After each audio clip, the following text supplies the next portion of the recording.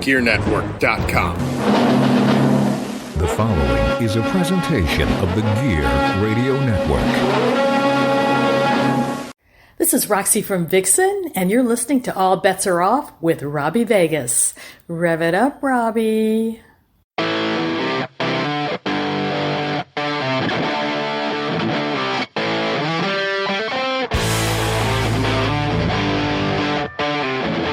What's up, rock soldiers? It's your boy Chazz, and welcome to the All Bets Are Off podcast with Robby Vegas featuring Chazz Stanley. And this is a special episode because for the second time in the history of the show, our guest is the one and only Mr. Robby Vegas. Robby, what's up, dog? Wow, that was a better intro than what I usually do for the show. Well, I mean, that's because this is my show. What's going on? You're the guest of your own show. How's it feel? It's kind of cool. I've been doing a lot of podcast interviews lately, so I guess it's only fitting that I should do mine as well. Right, yep. And then, well, you do have a lot to discuss. I mean, when we did your interview, what was that, 2019? Yeah, probably. I believe so, because, I mean, you had just won the championship then. Yeah. Yeah, and, from Ish, you just won the championship, and then we did it there, and that was like 4 years ago, bro, almost. Yeah, oh my God. I can't believe that. Right? When you put it that way. And you have a lot going on. We're having a couple of Christmas drinks. Yeah, this is, You what is it called hear it again? at home. Jack Winter. Good. Yeah, it is very good. It's cider, but it's not like a canned cider. It's in a Jack bottle. Yeah. And you drink it, and you could really get hurt on this stuff. Yeah. We're sitting here also. We got on the big screen. We're watching Royal Rumble 1998. Yeah, and I love this Royal Rumble, so I don't know. I might get distracted watching it. So Well, we'll we're coming up on the 25th anniversary of that bad boy, too. I know it. Don't you dare come near my drink, Here cat. comes Pickles. Pickles is here. Pickles, how you doing? Pickles, all my pickles. Yeah, there she is. She's always here for the show. She's a big fan. Well, you just had something major happen in your rock and roll / music / acoustic life. Why don't we talk about that first? I did. So January 1st, Whispers in the Dark dropped on all music streaming and download platforms, and it's doing pretty well so far, and I'm super proud of it. And I haven't put out anything as far as music goes for 2 years. 2 years? Yeah, so this was 2 years in the making. I started recording it in, I want to say June, and it ended up being a 5-song EP. It was originally just going to be 4, but I pounded out another song at the last second, and we got it on there. When I say we, I say my producer, TJ. I was going to say, when you say you pounded out a song, I mean, you're not lying. Yeah. Because it's 90% you, right? It is, yeah. I wrote all the songs. I did vocals, backing vocals, harmonies, multiple guitar parts. I played bass on Burning Desire, and of course there were studio drummers for the drum tracks, and then TJ, being the music genius that he is, added in some harmonies as well and some guitar parts of his own. And so the majority of the album is just me, and then with TJ being the producer, everything else just kind of happened. Former guest of the show. Yeah, a couple times. And I've had TJ on to talk about his albums and talk about Last Conservative and his other band that is brand new, starts with a con. He's also the guitar player in the Ragbirds. That's right, yep. Yeah. Yeah, he's somebody you always looked up to, so it's cool that you get to collaborate with him. Yeah, which was a great experience for me, and I actually told him that. He never knew that. Really? Come on. Yeah, so I told him, like, he was one of my favorite songwriters growing up ever. And so it was cool to, like, sit down and like, hear his views and help with arrangements on songs. And, there were some ideas that, we both were just like, yeah, that's great. And then other times he would send me something and I'd be like, that's not me. Well, that's good. I mean, that's collaboration. Yeah, but it worked out really well. And I'm super proud of the album and the songs. I think it's my best work, to be honest. And, well, that's how you should always feel. You should always feel like you're improving and doing your best work and not living in the past. Yeah. Yeah. And it's all brand new stuff, right? Nothing you've recorded before? No, I've never recorded any of it before. I only recently started playing the songs live. I think I first played Sleepless was the first one that I debuted out in front of a crowd in like August. But before that, nobody had ever heard any of the songs. And it went over well, so I knew I was on the right track. But I really enjoyed writing this record. It's so different than my last release, though. It's not as heavy. It's not as hair metal-y. There's only one track on there that's like that, which is Burning Desire. And then there's like a bluesy rock tune that kicks it off, and everything else is ballads. Well, in your last release, though, a lot of that was stuff that you'd already worked on and stuff. So this was a whole new, creative outlet for you to get it out there. And, anyone that knows you knows you're not afraid of the sappy acoustic ballad. Oh, no. I mean, it's no surprise that I've played Every Rose Has Its Thorn more than Bret Michaels. Yes. Better. You don't have power ballads. You have ballads, and then you have a power rock song. Yes. Usually. You don't break it up with the ballad. You break the ballads up with the rock sometimes. That's right. And there's nothing wrong with that. I mean, on Angels and Demons, I think Hold On could be considered kind of a power ballad, but other than that, yeah. Yeah, that's an older tune. So, but yeah, a lot of those older songs, I was happy to see you get them down and get them on record, but they're not on record. But you know what I mean. Yeah. But it's cool to still have that creativity and still move on. Something I'm trying to get done in the future too, but this isn't my show. It is my show. It's always my show. But we're actually letting it be about you for once. Yeah. Instead about all the guests. That's right. I'm a guest on my show. So what if you can pick one song off of this new album to tell people to listen to? I mean, it's only 5 of them. If you can pick one song to introduce them, now think of your fans. You got your horror fans, your whores. I mean, horror. Like, that's what you could call them, the whores. Well, HORRES. The whore. The hard thing about that is, so the feedback that I've been getting for the most part is that track 3 is called First Time, and that one's been getting a lot of compliments and a lot of play all around in general. As far as like the straight, huge, like this is the ballad, there's no like other element to it, but ballad would be a favor, so I've heard that a bunch. And from my rock fans, they like Burning Desire because that's the rock track. So it's hard for me to pick which one, but I guess if I narrowed it down, I love them all for different reasons, but I would probably say First Time would be the one that I would say check out first if that came down to it. Are you trying to be punny there? I wasn't. That just worked out. Yeah, that's a dad joke. You're trying to be punny there. Well, on my podcast, the Fantasy Football Bros podcast, we always play a song. So maybe next week's, we'll put one of those up there for you. Yeah, I mean, if it's a rockin' crowd, I would do Burning Desire, but there's no crowd. There's no crowd. There's no. It's just you and Adam. It's just me and Jay sometimes. And Pickles, of course. Mm-hmm. Pickles is the star of the show. Sorry, I had to sip my beverage. I know. Me too. Here, let's have a live sip on here. Let's have a live clink. Live clink. Oh yeah, that scared the cat. By the way, it did. I heard the jingle of the neck. Okay. So you had a lot going on. I know you played a bunch of shows this year. I did. I remember. How many times did you play at the VIP tent during this year? Was it as much as you had before? No, this year was actually the least amount that I played there. That was one I did Shinedown and Jelly Roll. Yep. And this year coming up, I have Foreigner and Loverboy, which is I'm actually really looking forward to. Yeah, that's going to be a cool show. Yeah. And I'm claiming a ticket if I can get one. Yes, yeah, of course. I already set it aside. Or put me on the bill as usual. Yes, yeah. Then you can use that ticket for somebody else. Either one. But yes, I remember. So you did the Shinedown Jelly Roll show. Well, that was an awesome show, by the way. Yeah, it was good. I was. I'm not the biggest fan of Shinedown. Like I like a few tunes, but they put on a great show, and I was just happy to be there. I'm a big Shinedown fan, but it was just cool. I mean, I thought that fit for you. I mean, yeah. Because that rock music and being able to play it, and I look like Jelly Roll. No, I don't. He's a big man. He is a very big man. He's got grills, but you know what? Even though it's not my style, he put on a good show too. Yeah, I was actually surprised because I'd never heard of him before, and I feel like I was the only person there who had never heard of him before. So. Yeah, because he's all over. I know at least Sirius XM and stuff. Yeah. So it was. I was actually surprised though. You're right about how many people were into him as well. Yeah, I thought it was a weird and I was honestly surprised. I like Shinedown. I always have. You know that. Yeah, I'm surprised how many damn people were there. I know, and I was more so surprised at how many of them were there for Jelly Roll. Yeah, there was a lot of Jelly, but and in general, how many people were there to see Robby Vegas too? Yeah, there was a lot of people there. There was a lot of people in that VIP tent. Everybody seemed happy. Yeah. I actually I walked out of there with a lot of new fans. A lot of new fans. Yeah. Hopefully, some tips. Remember, always tip your musicians. Always. We're not, we're not as rich as we make ourselves out to be. Yeah, right. Well, you know what they say: act like the life you want, right? You know what it is though? Is it's as much as this is going to be going against what I just did, but it's streaming that's killing it.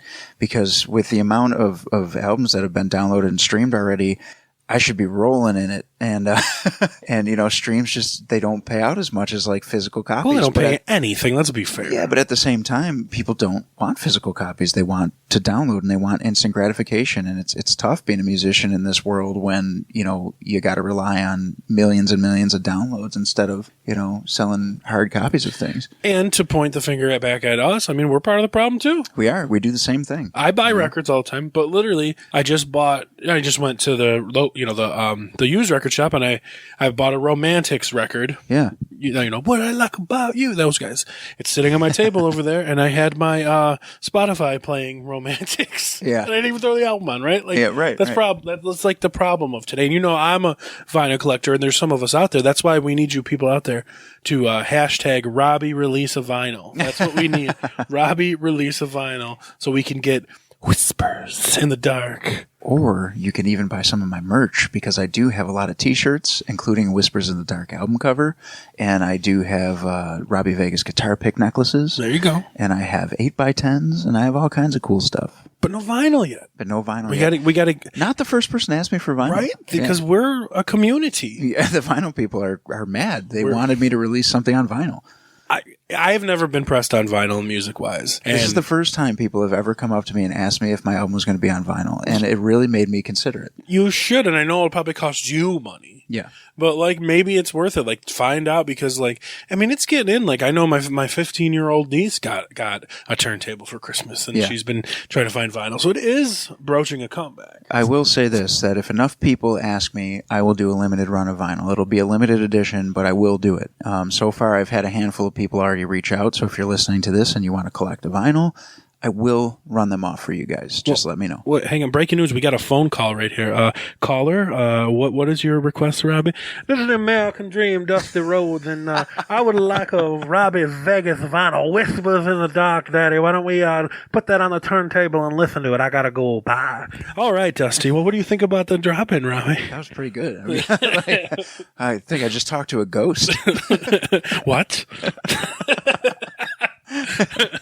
Spoiler alert. Yeah. Oh, think about that though. That's been 8 years.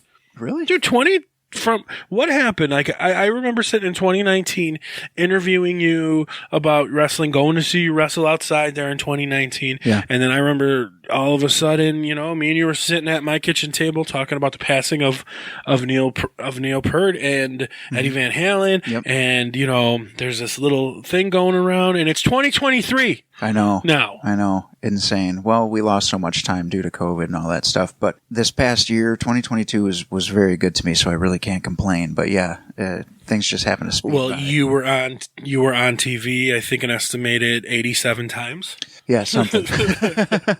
Well, let's talk about that. So you, it's no secret, have been working with WWE. Yeah. When needed, and it seems to be more and more it's in need. Yes, and going forward, I won't say when because I can't, but I do already have dates for this year. Yes, you're getting inducted to the Hall of Fame. Yeah, Jobber Hall of Fame. Jobber Hall of Fame, and the Rock and Roll Hall of Fame as well. Wait, Jobber, that's insensitive.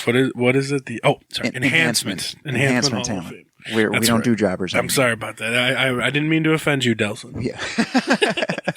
Yeah, working with WWE has been a blast because they're teaching me how to be on TV. They're teaching me how to be on a TV show that has wrestling in it. That's what they tell me. Really? That's the way they word it. Yes, That's cool. Yes. This is not a wrestling show that's on TV. This is a TV show that has wrestling in it.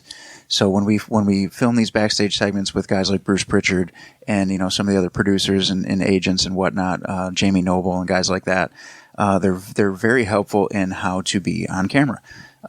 So they used me in Cleveland, Albany, and Pittsburgh for some backstage segments, with Pittsburgh being the biggest one with Rey Mysterio and Karrion Kross. And I really have learned a lot about what it takes to be a WWE superstar this year. Well, last year. How sad were you that they let Mad Dog say the words on TV? Not you. Yeah, he needed it. He needed it. There a problem here? Yeah, he's just got that, that bouncer voice, I guess.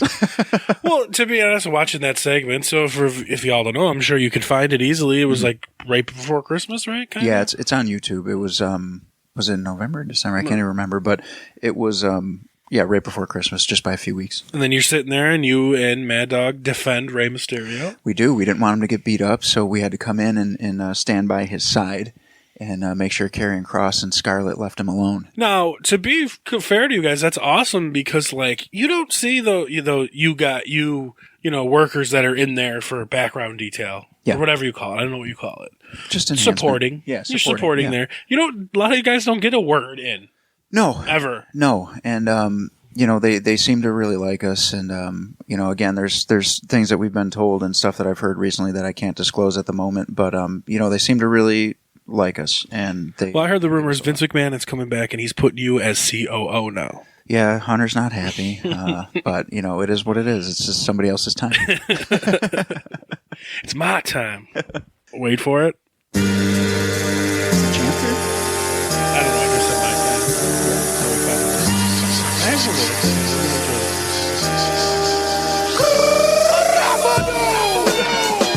time. Okay, I thought he said apple juice. I say adobo.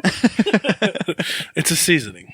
It is a seasoning. And you are a chef. And it's a lyric. And it's a lyric to a John Cena song.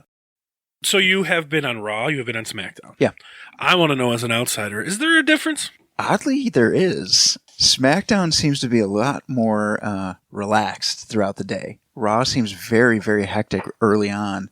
I don't know if it's because it's a longer program or what, but for whatever reason, SmackDown days seem to be more chill. And, I don't prefer one over the other, really, but it's just something I noticed this past year is that there is just that little bit of a difference where it's like, we can chill out a little bit. We're at SmackDown. And that's weird because that's, I think, now considered the A show. SmackDown, yeah. Right? And but it's still a shorter show. Is there any difference in the backstage, or is it Triple H is there, Stephanie's there? Slightly. So usually during the day when things are going on and starting to get hectic for Raw, for SmackDown, again, going back to what I said, it is a lot more calm and they don't necessarily seem as rushed. Everything else is exactly the same, but there's just like, it just doesn't start as rapidly, as quickly, and as like, it just doesn't seem to be so hurry up.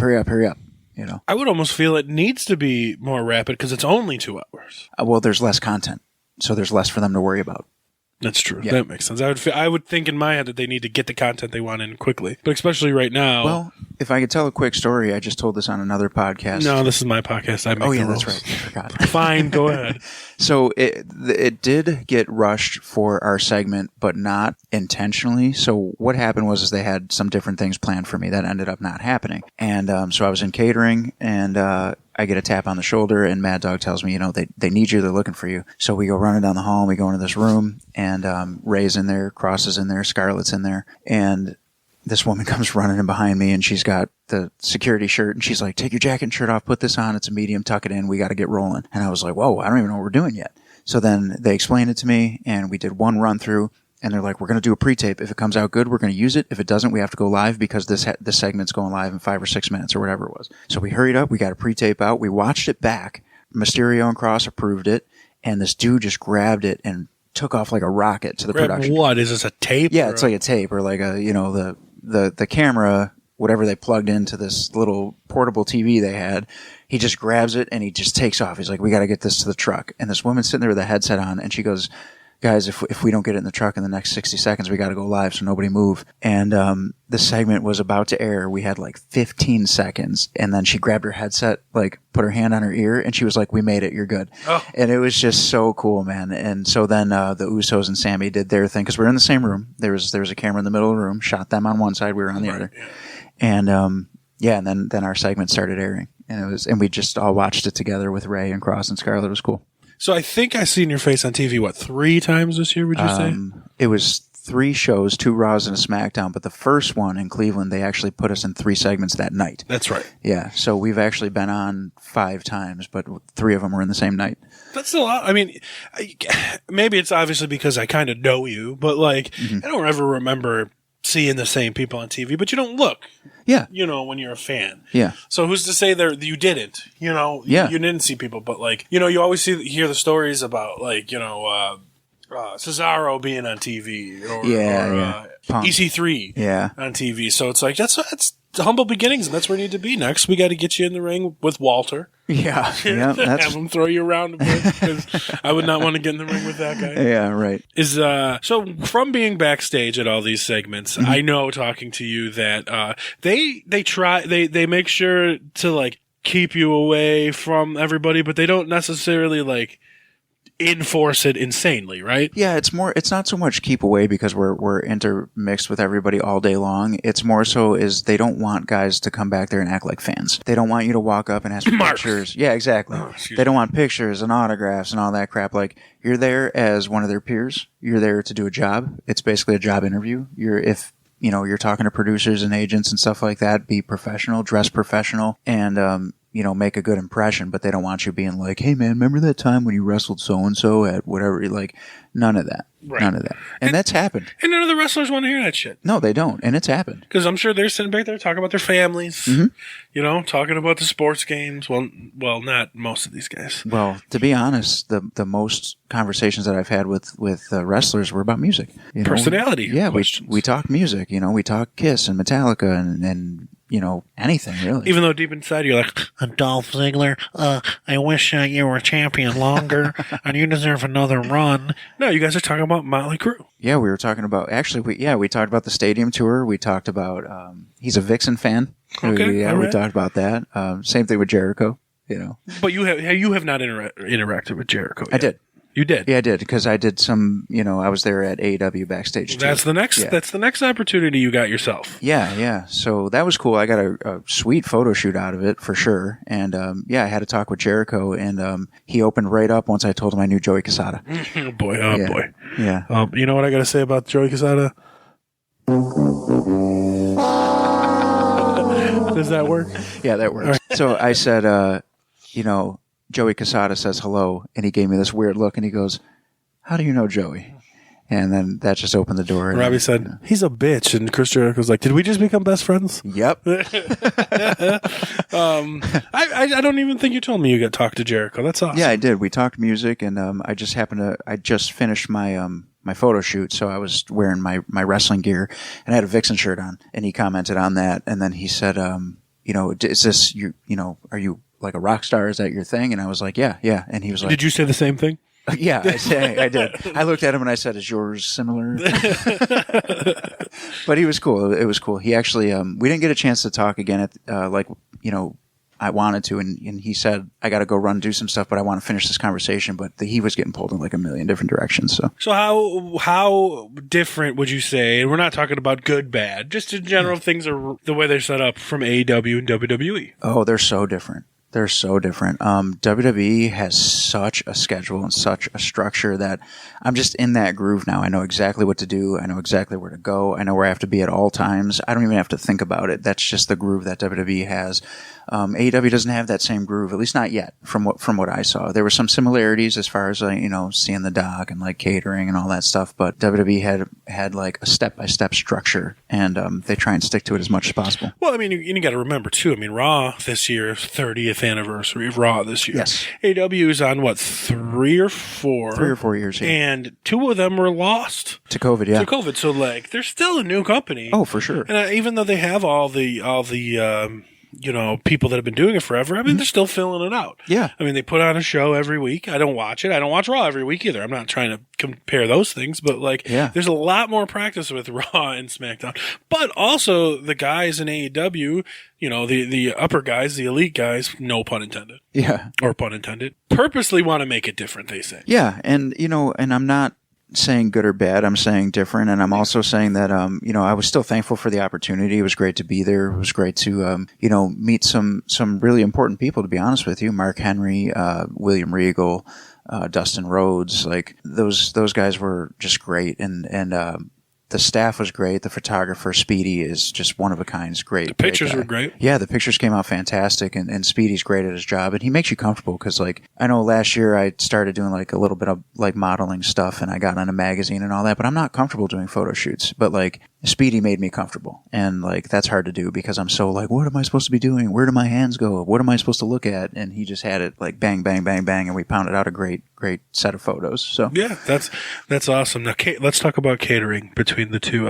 Do they hire local chefs, and is there a job position available? I don't know if they did that, but I'll tell you what, man. catering is some of those shows you just get paid to eat, and I will be a professional eater because the food is amazing. I don't know if WWE has their own chef that tours or they just cater it from local restaurants, but I would like to find this out as a person in the food business. I tried to like look and see if I recognize people from town to town, but like I thought I did last time, but then I realized I've done Pittsburgh a few times. I'm like, these just might be people from Pittsburgh. Like I really don't know. Well, you need to do a little investigation. I will. Well, the last time in catering, all they did was play Kiss, and I was all about it. I mean, yeah. Was there any revenge tracks? Yeah. All right. Yeah. Actually, they played Take It Off, which I was like, for sure somebody's going to come in here and be like, turn that off. But no. Oh, come on. This is the same company that Vince McMahon run in 1998, bro. Well, yeah. No, there's a lot of complainers out there. Who was playing the music?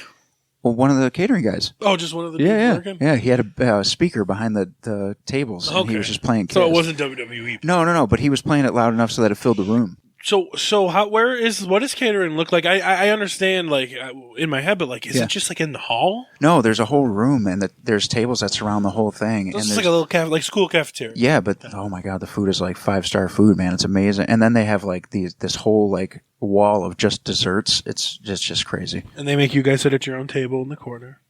Surprisingly, no. No, they don't, right? No, they don't, no. Actually, last time I sat down for dinner with Charles Robinson. Yeah, and he's Little Nate. Yeah, and he's such a cool guy, and it's funny when these guys start to get familiar with you and you start having actual conversations with them because Charles is the coolest guy. I just want to say how cool Robby Vegas is. He's there, Mr. Rockstar, and he's sitting with referees. He's a producer too. Is he not even a ref anymore? No, he is. Okay. Yeah, actually, I did eat with all the referees. See, but that was after I got done talking music with the other guys. Okay, so for being backstage, no, I'm just asking questions. I don't care about the fan.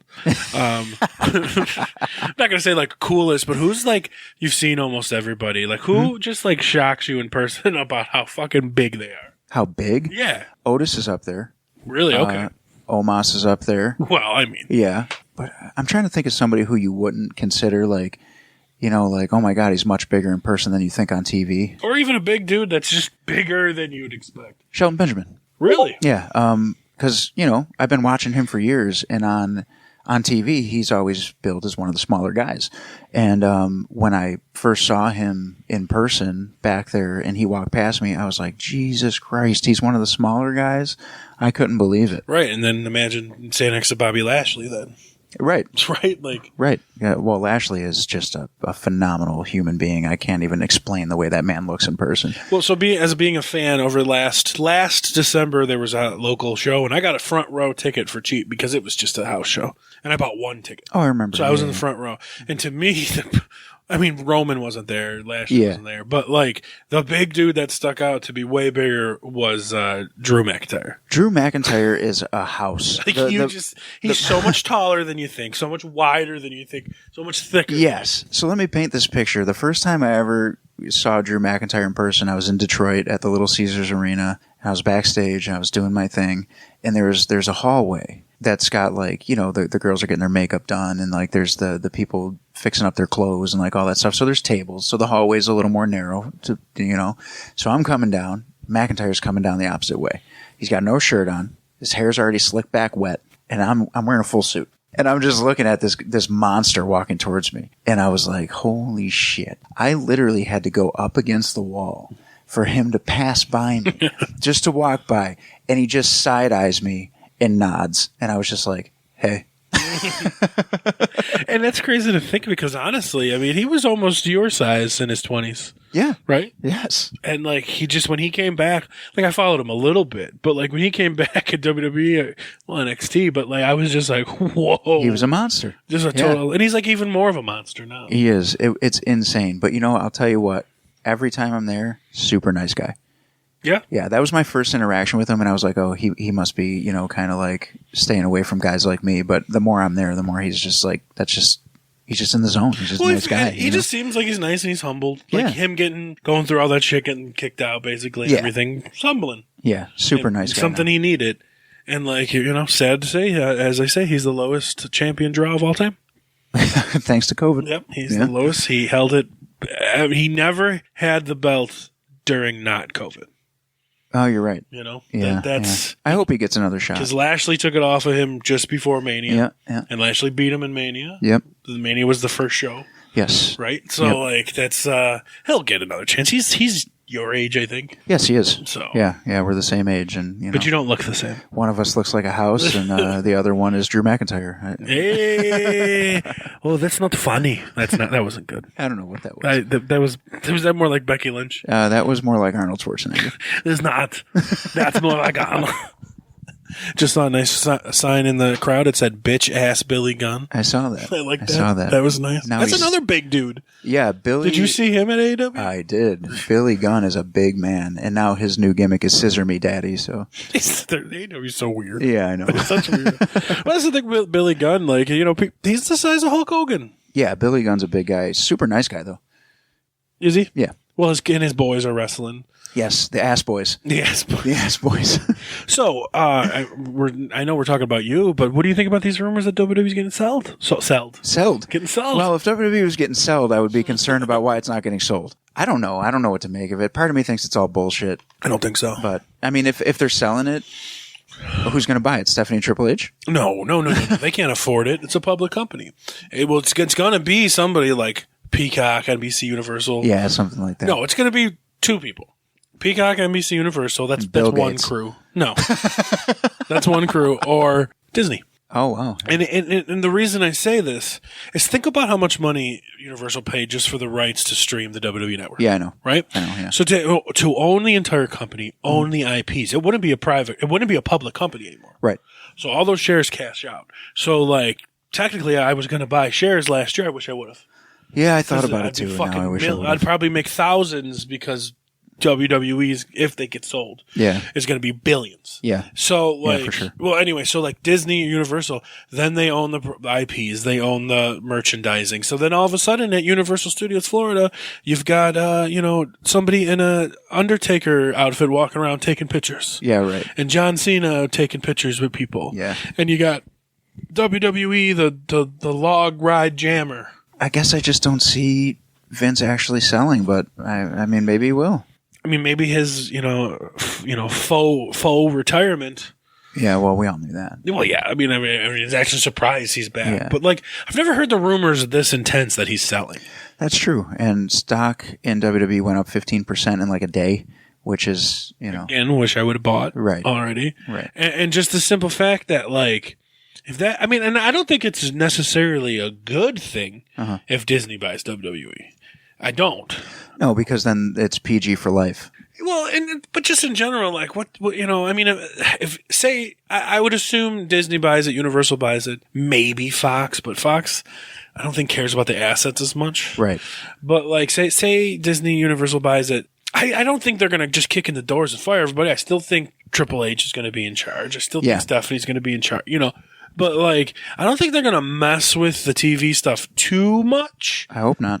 But they can at the drop of a dime. Exactly. If they decide. It's a scary thought for a company that's been around that long because, tried and true, it's been working this far, but you put it in somebody else's hands. Can you imagine if Vince McMahon sells WWE for like, multi-billion dollars, how all the marks are going to be? Oh, they're going to freak out.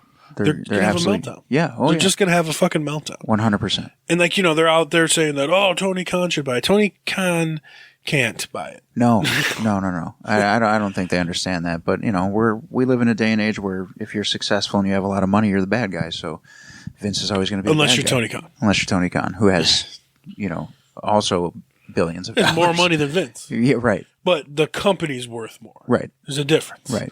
Vince McMahon, personal wealth is not as much as the Khans, but the companies you can't even compare. Right. Yeah. Assets. Yeah, exactly. Yeah. And there's not shit talking Tony Khan. That's shit talking just the marks. The way Mark fans perceive these things. So soon enough, Robbie, you could be employed by Disney. I could. you could make a cartoon out of you. And then I want to star in the new Sleeping Beauty. As the sleeping Beauty. The sleeping one? Yeah, the sleeping one. The Sleeping Beauty. Yeah. You will be the sleeping. You better not fucking wake me up either. Well, no. I've learned. Yeah. I've learned in life. So what are your goals for 2023? We're talking about 2022. I understand. I say that like I just read this on a piece of paper. I understand. I know personally that you have also gotten into the training game. Yeah, so the Buffalo Wrestling Academy is actually taking a huge step forward already this year. We just had an open tryout. By the time this airs, it'll be a week ago, and we had a really good turnout. We had some guys who did extremely Is he one of them? Sorry. If he wants to learn how to wrestle. No. Well, you talked to Mark 10 years ago. They'll tell you this. Yeah, right. He needed it. Anyway, I apologize for interrupting you. No, I don't. No, so the open tryout went really well. We had a lot of new faces. Some of the guys did really well. There was potential in absolutely everybody we saw, so that's not to knock anybody who, I don't think did extremely well. They all have the potential. What, are you going to go out and be perfect your first Right, time, exactly. everybody? Like, if you're listening and you tried out and you felt like you failed, Oh, they didn't even get in the ring. you just got to do it again then, dude. Yeah, they didn't even This get is in just the like ring. cardio. Yeah, this was cardio. So I would have drills and totally exercise. failed. I'd have been out. And you invited me to go, you son of a bitch. I did. You wanted to see me on the ground. You blew me off. We had a couple pukers. We had a couple dry heavers, but everybody made it through. I'd be a puker. It was 3 hours, a little over 3 hours actually. Jesus. But yeah, we did really good with it, and everybody did good. Everybody had potential, and I'm looking forward to see what they do. But Buffalo Wrestling Academy is stepping up, man. We're directly affiliated with Empire State Wrestling, which is one of the biggest indie promotions, and we're directly associated with Buffalo Championship Wrestling, which is my home base where I got my start 11 years ago. And, our students, some of our students are already taking bookings and they're doing really well. Still training, of course, because they're not finished with that part, but at least we're getting them some experience. And it's really cool to be in the position to teach something that you love so much. Well, you said, they're still training. One thing I've learned from you and just from like wrestling in general, it seems like you're always in training. Always. And that's the way you should be. Yeah. I'm sure you've learned a thing or two while training people. You just took the words out of my mouth. Right. I was going to say I'm better than I've ever been because when I'm teaching these guys, and mind you, I have 2 other coaches. I'm not the only coach. And who are they? Delson Alexander and Vince Valor. And AEW television, right? Or was it Dark? Dark, yeah. AEW Dark, Yep, Vince Valor. Vince Valor. And Delson Alexander is the new Buffalo Championship Wrestling heavyweight champion. Yeah, who'd he beat? Big League John McChesney. Okay. Yeah, all which right. is a pretty big deal on the indie Oh, he scene. beat you for the number one contender, was it? Was that it? I lost in the gauntlet to Vince Valor. Vince, okay, so I get confused. Yeah. All you wrestlers, you look the same. Yeah, we all look the same. You three can look any more different. But you know what? Yeah, you're right about that. three You cannot are look any right more about different. that. Talk about an oddball pairing, right? You should see the posters hanging or the flyers hanging up in the mall with all 3 of our faces on I them. did. They're Yeah. awesome. But it's cool to teach and it's cool to have other coaches because it's making me perfect my own wrestling game because there's little things that I stop paying attention to that I drill into these guys and then I have to set a good example. So to set that good example, I need to start paying more attention to it myself so that Right. on shows I could say, did you notice I did A, B, and C just like I'm telling you? Or did you notice this happened just like Vince was teaching you guys, last week? Or, if Delson teaches guys how to throw a strike, axe? How to throw an axe a certain way, I have to take the axe to the chest. The day that we were working on chops was a fun day. I'd be sick that day. I wouldn't make it. I wouldn't make it that day. Oh yeah, that was I'm a like fun the day. Undertaker, a no chop rule. No chop rule. Undertaker has a no chop rule. Yeah, I don't know if you were aware of that. Vince throws a pretty wicked chop. I bet. I'll tell you. I've Big dude. I've taken that bad boy. He's another dude that's like real big in person. Vince? Yeah, Yeah. Because I've seen him on TV and stuff with your matches, and then when I saw him in person, I was like, damn. Yeah, he's a big boy. Yeah, and he's very good. He knows what he's doing, man. Like when Vince is in the ring, you know that you're going to get some quality, wrestling.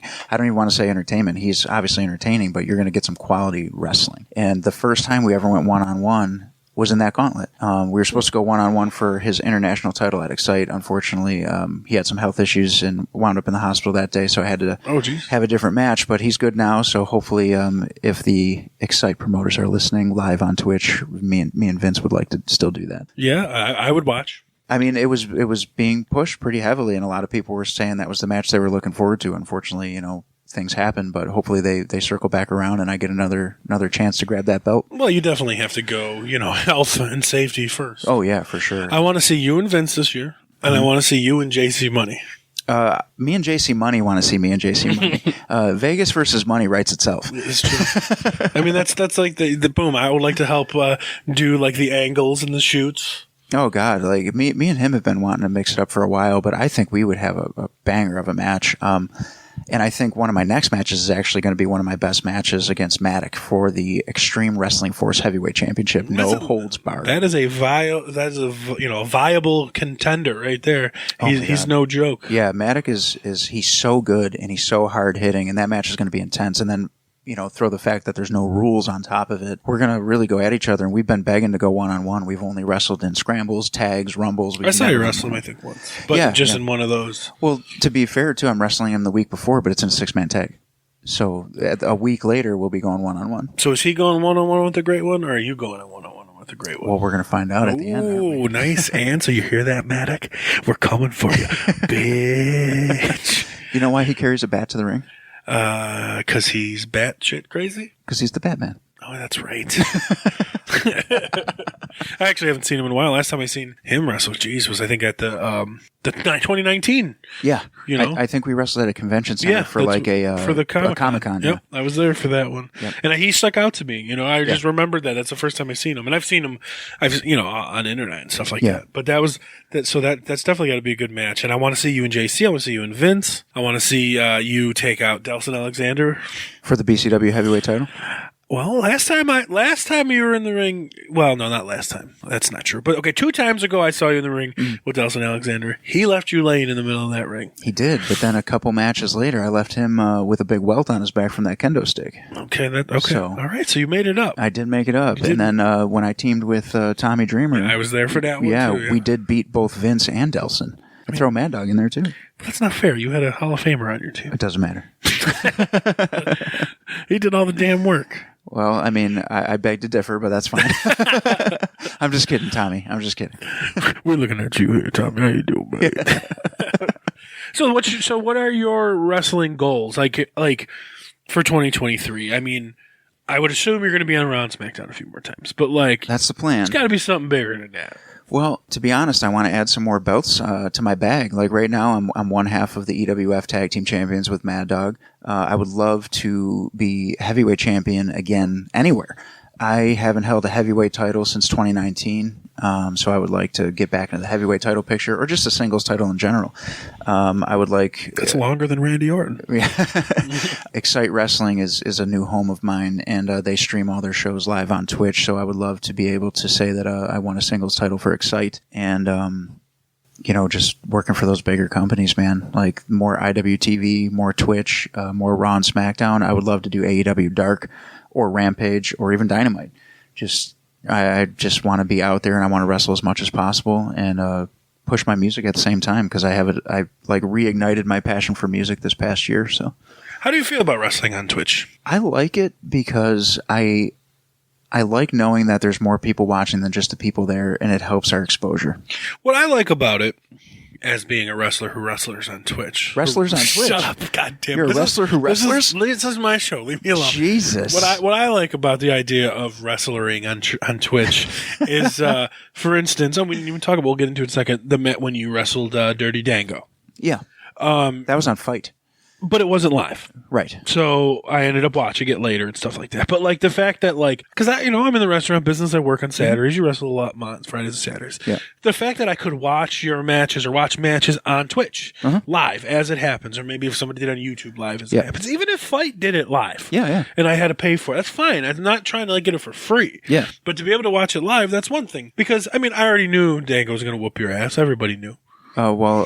Freddie Prinze Jr. knew clearly, but in my mind, I was like, I don't think so.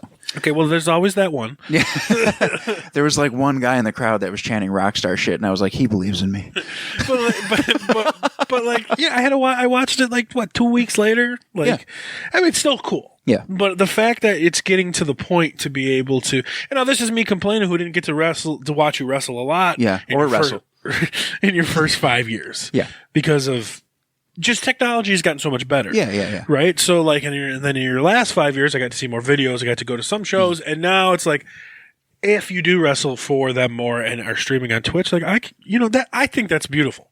Yeah, I love it. I really do. And it's something that we teach at the school now, too, is how to work a live show, because you have to pay attention to the cameras. And that's something that I picked up with, learning from WWE and learning from, wrestling live on Twitch and all that, like, you really do have to pay attention to the cameras, because as much as wrestling is insanely dangerous and it is a contact sport, no matter what people say about it, it is very real, but you have to still be entertaining and still be a character, and you have to still know how to get yourself over. If I can't get over, I'm not going to make money. And at this point, I'm in this business to make money, Yeah. And so that's why I think it's a good thing. And I hope to see other people, other organizations get on the Twitch, or you can just do it on YouTube too. Like, yeah. I don't understand why they're not. Yeah. Like, I don't understand why, and I'm not going to single out any company to get you in hot water, but I don't understand why there's not somebody there live streaming the event. I know. I totally Are they agree. afraid ticket sales? Maybe. I know, like, some guys will say, like, if they could watch it on TV, they're not going to come to the show. But you have to think of the bigger reach. Like, I have people that watch me, in different states. So of course they're not coming to the show. Right. You know what I mean? So you have to think about your reach that way. When ESW streams on IWTV live, like they did for their last show, IWTV is huge for independent wrestling. You know how many people are watching that? Right. That don't live anywhere near here, because it was at Buffalo Riverworks. It was a local show. So what are you going to lose? You might lose 5, marks that are sitting in the audience, as opposed to maybe 2,000 more eyes. Yeah, I mean, Right. you still got to pay for IWTV, so what's an extra couple bucks to come to the show if you're local? Right, but just even if you're streaming on Twitch, I'm saying, Yeah. So maybe 5 marks don't show up to the show. Right. That's it. It's not going to like kill the business. Agreed. Right, but then you have your eyes on so many other things, and most people, I would assume, want to go to the live wrestling event. So it's like if somebody's watching wrestling and then the event's closer to them, they're going to go to the damn event. Yeah, 100%. I mean, that's just how it is. Like, I don't even watch wrestling that much right now. This is about the time I always get back into it. Yeah. Rumble coming up. But, like, when it comes, I always consider going. Yeah, I'm actually really pumped over Rumble season, always. So, Well, we'll get into a little predictions in a little bit, because I'm sure we're not going to, because Rumble's soon. It's like in 2 weeks. I know I'm wrestling Matic that day. That day? Yeah. You guys have the show on the day of the Rumble, so I'm Yeah. assuming early, though. It is earlier, yeah, because we want our fans to be able to go home and watch the Rumble. You guys want to go home watch the Rumble. Well, I have a 2-hour drive, so I don't know, but I'm gonna try. So what are your, before we get into our little predictions, so what are your goals musically this year? Actually, after seeing like people's reaction to this EP and the downloads are still coming in, I think I might want to release something else. Wow. I don't know if it's going to be another 5-song EP, if I'm going to start with a single. I'd actually like to do a Christmas song, just to test the waters and see how that does. Yeah, we've talked about that. Yeah, I'm yeah. telling you, a dual Just EP one. Christmas album. Yeah, we could do that. I've got my Christmas song. I also want to start, I'm already booking some live shows, but I think it's coming to that point where it's time to start putting a whole band together. Yeah, it's only been like 20 years. Yeah, well, I had other things going on. Well, we talk. I mean, and one of my music goals this year, because this is my show, is to play more gigs with you. Yep. And obviously when we do gigs together, it's acoustic, but it would be nice to have an actual band. Again, yeah. And we're both capable. Yeah. We know that. It's just about finding the right people and the time. It is. Yeah, well, when my wrestling schedule really picks up, it's hard to find time for anything but wrestling, especially with being in the gym 5 days a week and all that stuff. But I don't know, I'm getting the itch now. And, doing the EP and doing most of the stuff by myself was cool. But, I'd like to play out with a band and be able to do like some cool covers and write some more hard rock and stuff. Yeah, you miss it. Like I too could sit down and do a whole album by myself, but I just don't want to. Mm-hmm. Like I just want to be able to, you know what I mean? Like contribute with people. Yeah, exactly. And so, what are your goals this year? I don't know how to in the horror community. That's a big part of your. Yeah, honestly, for that, I do want to get out to a couple of horror cons, and I really want to bring a lot of horror actors and actresses back on my podcast, because I feel like last year I kind of slacked off on that portion of it. I didn't do as many as I did the year before. It was a bigger wrestling year. It was a bigger wrestling year, and actually it was a pretty big music year too. Yeah. I had guys from Wednesday 13 and Adler's Appetite and Rudy Sarzo of every single band ever. And Thanks for waiting till I took a sip. yeah. That was great. So, it was a big year for music too on my show, but I kind of let the horror community fall off a little bit, and I got to get back into some of that. But I do want to get out to some cons and actually, get back involved in the horror community too. So, And what is your future of the podcast? Honestly, I like the way that everything's been going. I don't think I'm going to change a thing other than, making sure I have more evened out stuff for all of my listeners. But I'd like to do some more music breakdowns. I like when we do like the album breakdowns or the top 50 this or the top 40 that. So more Chazz. Yeah, more Chazz. Definitely more That's Chazz. what you're looking for. We're probably going to do some more Kiss. Yeah, it's been a while. We need some more Mitch. Yeah, we need Mitch LaFon. Mitch, please. Maybe Joey. Ugh. Fucking drummers. Maybe we'll get. I'm kidding. Maybe we'll get some other returns like Joe Polo. Joe Polo is a possibility. I know we said the guys from Wednesday were going to come back and do some Kiss episodes with us. I want to get PJ Farley on with me. Yeah, PJ Farley was one of my favorite interviews that I did, and Such a genuine dude. he is. He was so nice, and like he's got a great story. And I'm a Trickster fan. I'm a Fozzy fan. So like just talking to him about, and he's in quarantine too, which is cool. But that was another one too. I told Jericho that I had PJ on my show, and he was intrigued by that. Well, I mean, that's always our goal, to get Jericho on the show. Yeah. Well, we're still we're always working on it. I thought we were getting pretty close when we were doing the hair metal draft. Yes, but obviously we had Mitch and Joey, whatever. A Canadian and a Joey. I don't know what to say. A Canadian and a baby kangaroo. Wow. Do you see what I did there? Yeah. That was nice, wasn't it? That was clever. Very clever. Okay, Robbie, you don't have any inside information. You're not privy to these things. But whom is winning the 2022 Royal Rumble? To be honest with you, I have no idea. I know, me either. I have zero guesses. Like normally I would like narrow it down to a couple guys, but this year I'm just kind of like... Does Roman lose one of the titles? No. Beforehand? No. You don't think so? I think he takes them both to Mania. Roman is probably the greatest thing that we've seen in WWE in a long time. Something needs to change, though. It's been a long time now. But it's working. It is. Can he go? It's been 3 years, dude. Like, okay. Until it stops working, ride that motherfucker to the wheels. So we all know the big rumor is his cousin, Dwayne. Who? Dwayne. Dwayne. Dwayne Gilbert.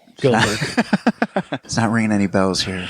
So the big rumor is that this man right there, Rocky Maivia, winner of the 2000 Royal Rumble, yes, right, is going to come back 23 years later to win the Rumble and headline WrestleMania in Hollywood with his cousin Roman Reigns. I'm not asking you if you think that's going to happen right now, but what do you think about that prospect of a headline in WrestleMania match? I see insane amounts of dollar signs. Yes. I think it would be smart. Yes. And I think that's the way to go. I agree, because the other big thing that people want to see is maybe Cody. Cody would be a good one too, but you're not going to print money like Dwayne. Right. It's not going to trump, what's his name again? Dwayne. It's not going to, Mr. Johnson is not going to be overshadowed by anybody.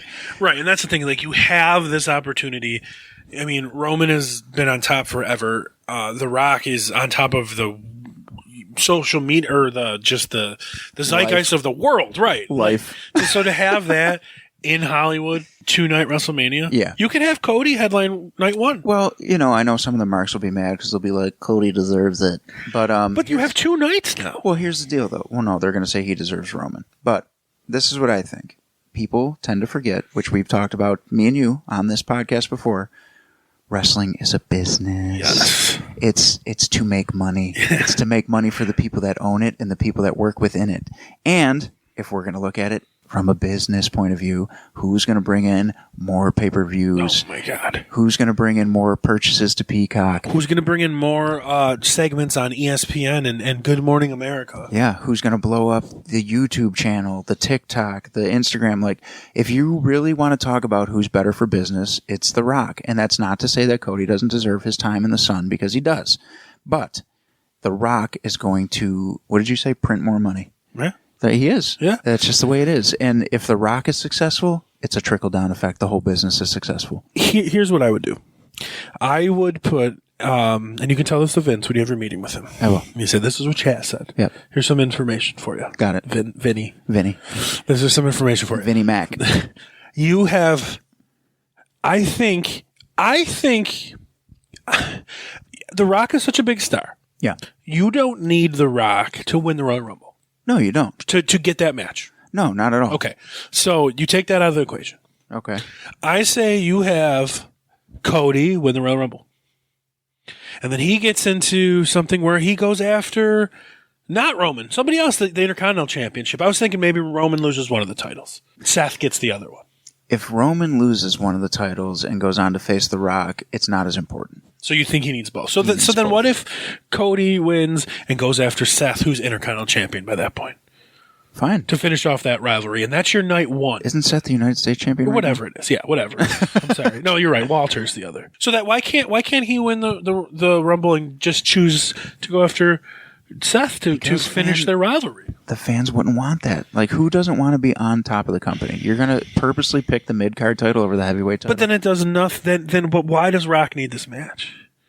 Like, why does Rock need to win the Rumble then? I'm saying, because he doesn't need it to go after Roman. I understand that, but at the same time, who's going to win the Rumble and not go after Roman? Maybe Cody, because he wants to finish his fight with Seth. I mean, it's possible. Is it probable? No. But do you think there's anything to maybe Sami Zayn winning it? Who? No, I'm just kidding. I love Sami Zayn. I think he's on top of his game right now, but no, I don't think that's going to happen. I mean, it kind of looks like they could go that way, but yeah. But if they went that way, you would automatically know that Roman's going to destroy Sami. Like, there's absolutely no fucking chance that Sammy's going to beat Roman. Right, yeah. On Sammy's best day, he's not going to beat Roman. Right. No, I know. I don't know if Rock's going to win the Royal Rumble. I just don't.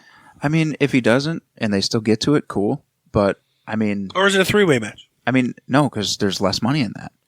Well, I mean, if it's Roman, Rock, and anybody else, you think that's less money? I think it's less excitement. What if it's Roman, Rock, and Cody? It's less excitement. I don't know about that. Roman, Rock, and Cody wouldn't be less excitement. Well, Roman and Rock, I mean, it would be like a touch less than Roman and Rock. That's what I'm saying. But if it was Roman, Rock, and Sami Zayn, it would be way less exciting. Yeah, I agree. I think Cody would be like the obvious choice if it was a triple threat. But at the same time, you got to remember, like, the one-on-one is what's going to be the biggest draw.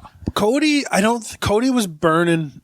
I don't think he's there yet. If they did a rematch where it was Rock, Roman, and then they threw Cody into that, yeah, I think that would be great. But I don't think that should be the Mania match. I just don't think Cody's on that level yet. He's not. And it's because he got hurt. Right. So that's just the truth. And it's just like, I don't think the Rumble would really put him there. Why don't you let Cody win the Rumble next year? Maybe. Right? Yeah. And just worry about it then. I mean, Cody is a warrior, man. Like, that torn pec, and he still went out there and did his thing. Insane. Yeah, that was absolutely insane. But I don't know, man. I just don't. You're right. He's not ready. Yeah, it's just not that he's not ready. He's just not there. Yeah. But like as a wrestler, yes, he's ready. But as far as like coming back from an injury and going right to the main event of Mania with Rock and Roman, I don't see that. Final WrestleMania rumor that's going out there that I saw that interests me in the fact that it kind of makes me vomit in my mouth, but I want to take your take on it. CM Punk comes back and wrestles Stupid. Stone Cold. Stupid. That'd be so stupid. dumb. And there's people that are mad at me right now for not liking it. But honestly, like, just look at Punk's track record, man. Like, he's toxic to the locker room. He really is. And the way he acted at that press conference with Tony Khan was just atrocious. Yes. This is professional wrestling. It is a business. It's not for you to cry and pout and act like you're a one-man show. Says who? Because that's all he's ever done. That's all he's ever done. He is not a one-man show. You know who he made money with? John Cena. You know who he made money with? You know, like the pipe bomb that everybody says was like, it was so he wasn't supposed to do that and he did. You don't think they would have just shut that camera off, right? Cut the microphone at any time. Vince McMahon literally sits behind that curtain at a table with a headset on in full control over everything all night long. Yeah, he literally could have stopped that at any minute. Get over it. Yeah. Knock it off. Yes, Grow up. You're grown fucking men. Exactly. You're grown men who want to believe so bad that really fucking happened. The way he acted at the press conference, yeah, that was a shoot. And look where it got him, in the unemployment line. Right? Yeah, I don't want to see him come back. Not at all. I mean... Would it make money? Sure. Is it going to make as much money as The Rock? Not even close. Would it make as much money... But they're talking about him and Stone Cold. Would it make as much money as... Would it make more money than Stone Cold and Kevin Owens? No, because Stone Cold is the draw. Right. So it's like it's not... CM Punk has nothing to do with it. Why would it be CM Punk Stone Cold? Because he wore a fucking Stone Cold shirt? Right. Like, who cares? Because it's the straight edge versus the beer drinker. Oh, my God. That's why. Get out of... That's what they're trying to build. The story writes itself, brother. Oh, my God. Marks. Yeah. And they probably want him to go over. I'm sure. They probably want him to go over. Well, I'm out of questions, sir. Oh, well, that's fine because I'm out of answers. That's how that works. What are your final words to the community, the All Bets Are Off podcast with Robby Vegas featuring Chazz Stanley community? Well, I got to say thanks for riding this out with me, man. Like we kind of started this podcast with a bang. Like Bruce Kulick was one of our first guests. Hell yeah. And we've just been kind of perfecting it as we go, and the audience is growing, and it's growing steadily. And I'm super thrilled that you guys will listen to anything that I have to say, even if there's not a guest. It's true. That's where I come into play. That's right. And it's cool that they listen to our shows that are just our opinions. You know, like our album breakdowns are what we think. You know, we're not telling people what's right and what's wrong. Like, I mean, I am. You tend to go that way. But yeah, no, I'm super happy that you guys are still listening and spreading the word. And now our social media is finally starting to grow, which I've been pushing pretty hard. So I thank you guys for that. And let's do this again for another year and see what happens. And I thank you for the opportunity to come on and shoot the shit with you. I mean, these aren't hard episodes to do because this is what we do anytime we're grabbing a drink or dinner anyway. Yeah.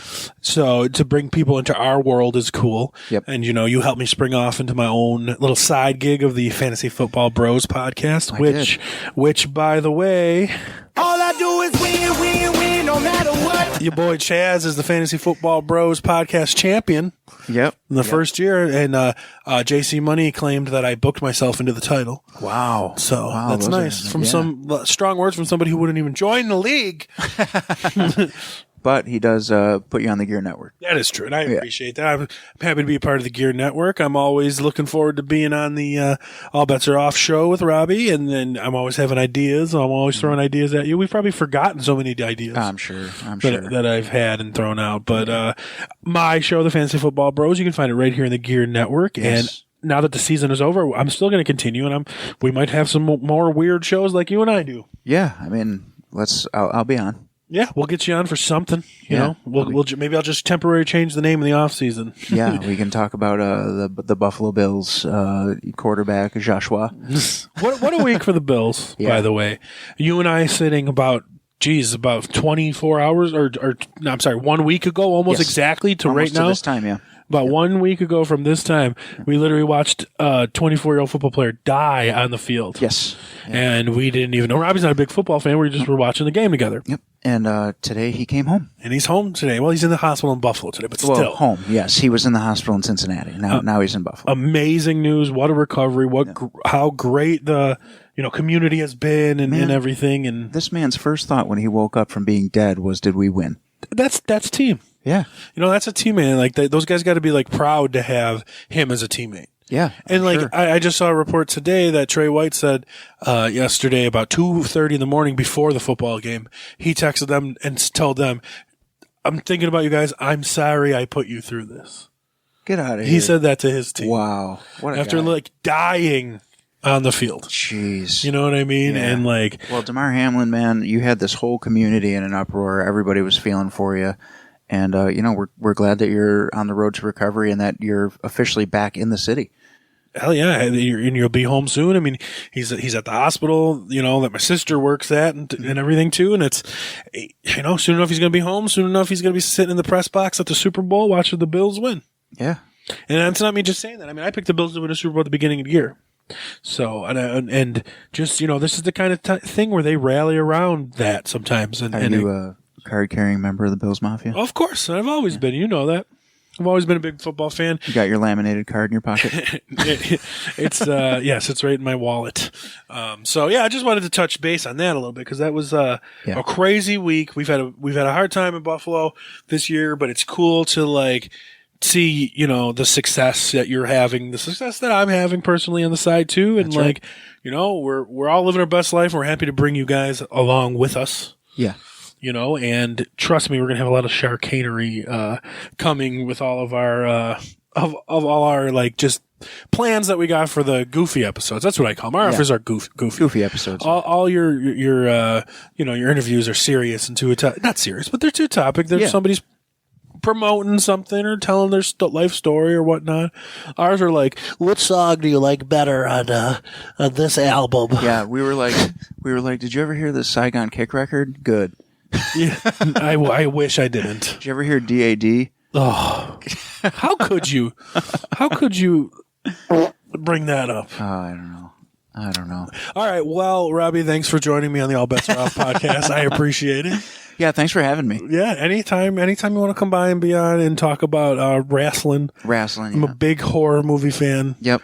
I saw the interviews. You could come down and talk horror movies.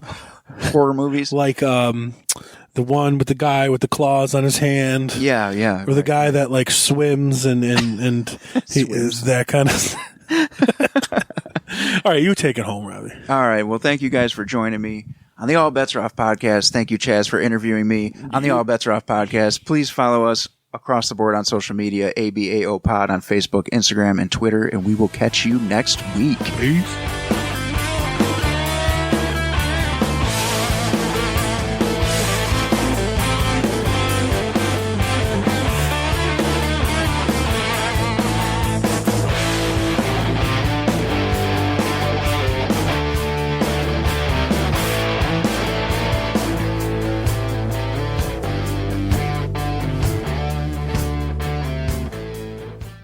The preceding presentation has been brought to you by the Gear Network.